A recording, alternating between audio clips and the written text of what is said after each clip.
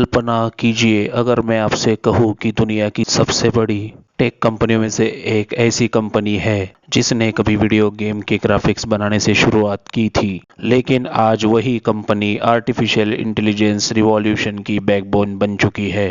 आज दुनिया की बड़ी बड़ी कंपनियां जैसे माइक्रोसॉफ्ट, गूगल, अमेज़न और मेटा एआई बनाने के लिए जिस टेक्नोलॉजी पर डिपेंड है वह टेक्नोलॉजी बनाती है एनवीडिया। और यही कारण है कि कुछ ही सालों में एनवीडिया का मार्केट कैप ट्रिलियन डॉलर्स तक पहुंच गया। लेकिन सवाल यह है, एनवीडिया इतनी पावरफुल कैसे बन गई? एआई रिवॉल्यूशन में इसका इतना बड़ा रोल क्यों है और क्या एनवीडिया फ्यूचर में और भी बड़ी बनने वाली है? आज इस वीडियो में हम एनवीडिया की पूरी कहानी और फाइनेंशियल एनालिसिस समझेंगे। तो चलिए शुरू करते हैं। नंबर 1, एनवीडिया की शुरुआत। एनवीडिया की शुरुआत 1993 में हुई थी। इसे 3 लोगों ने मिलकर शुरू किया था, जेनसेन ह्वांग, क्रिस मालाचौस्की और कर्टिस प्राइम। इन तीनों ने एक कैफे में बैठकर यह फैसला किया कि भविष्य में 3D ग्राफिक्स बहुत बड़ी चीज बनने वाली है। उस समय कंप्यूटर्स बहुत सिंपल ग्राफिक्स हैंडल कर पाते थे, लेकिन फाउंडर्स को लगा कि फ्यूचर गेमिंग और विजुअल कंप्यूटिंग का है, इसलिए उन्होंने एक कंपनी शुरू की, एनवीडिया। नंबर 2, शुरुआती संघर्ष। शुरुआत आसान नहीं थी। एनवीडिया का पहला प्रोडक्ट था NV1 ग्राफिक्स चिप, लेकिन ये प्रोडक्ट फेल हो गया। कंपनी लगभग बैंकक्रप्ट होने वाली थी, कई एम्प्लॉइज को निकालना पड़ा। लेकिन 1999 में एनवीडिया ने लॉन्च किया GeForce 256। इसे दुनिया का पहला जीपीयू यानी कि ग्राफिक्स प्रोसेसिंग यूनिट कहा गया। यह प्रोडक्ट इतना पावरफुल था कि गेमिंग इंडस्ट्री बदल गई। यही से एनवीडिया की असली ग्रोथ शुरू हुई। नंबर 3, जीपीयू क्या होता है?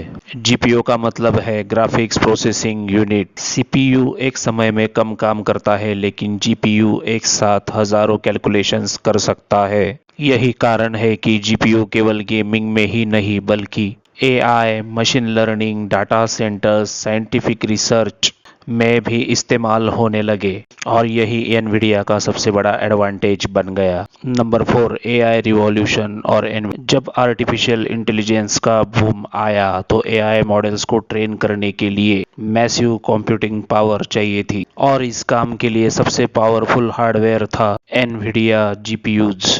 आज ChatGPT, AI models, deep learning, इन सबको ट्रेन करने में एनवीडिया चिप्स इस्तेमाल होती है। यही कारण है कि दुनिया की बड़ी टेक कंपनियां एनवीडिया के चिप्स खरीद रही है। नंबर 5, एनवीडिया के बिजनेस सेगमेंट्स। एनवीडिया का बिजनेस 4 मेजर सेगमेंट्स में डिवाइड है, जिसमें नंबर 1 है गेमिंग। ये एनवीडिया का ओरिजिनल बिजनेस है। गेमिंग जीपीयूज जैसे GeForce सर्विस गेमिंग इंडस्ट्री में बहुत पॉपुलर है। नंबर 2 है डाटा सेंटर। ये एनवीडिया का सबसे तेजी से बढ़ता सेगमेंट है। एआई ट्रेनिंग के लिए एनवीडिया के चिप्स जैसे A100 और H100 बहुत डिमांड में है। Number 3, automotive. Self driving cars में एनवीडिया की टेक्नोलॉजी इस्तेमाल होती है। टेस्ला जैसी कंपनियां भी एआई कंप्यूटिंग के लिए जीपीयूज इस्तेमाल करती है। Professional visualisation, 3D design, animation और आर्किटेक्चर में एनवीडिया जीपीयूज इस्तेमाल होते हैं। Number 6, Nvidia financial analysis.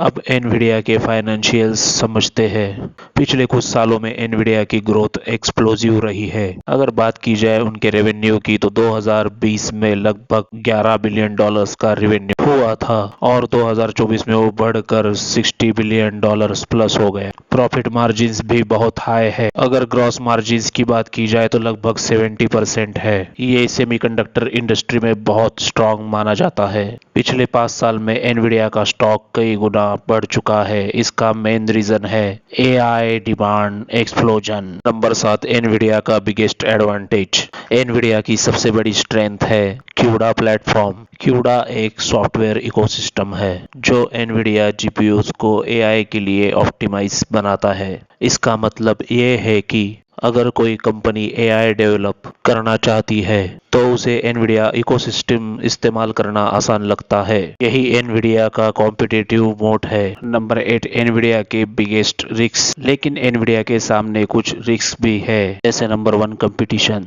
Companies like AMD, Intel AI chips बनाने की कोशिश कर रही है। Number 2, big tech self chips. Companies like Google, Amazon अपने खुद के AI चिप्स बना रही है। Number 3, China restrictions. US government ने चाइना के एडवांस चिप्स एक्सपोर्ट करने पर रेस्ट्रिक्शंस लगाए हैं। इससे एनवीडिया की सेल्स पर असर पड़ सकता है। Number 9, Nvidia future. एक्सपर्ट्स का मानना है कि AI इंडस्ट्री अभी शुरुआत में है और अगर AI एडॉप्शन बढ़ता है तो एनवीडिया की डिमांड भी बढ़ सकती है। कुछ विश्लेषकों का कहना है कि AI रिवॉल्यूशन एनवीडिया को फ्यूचर में और भी पावरफुल बना सकता है। Number 10, conclusion.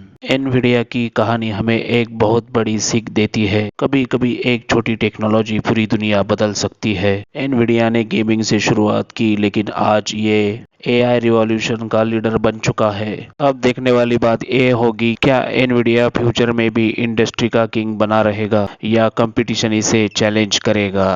तो अब इस वीडियो में बस इतना ही। अगर ये वीडियो आपको अच्छी लगी हो तो इसे लाइक कीजिए, शेयर कीजिए और इस चैनल को सब्सक्राइब भी कर दीजिए। अब हम मिलेंगे अगले वीडियो में, तब तक के लिए जय हिंद, जय भारत।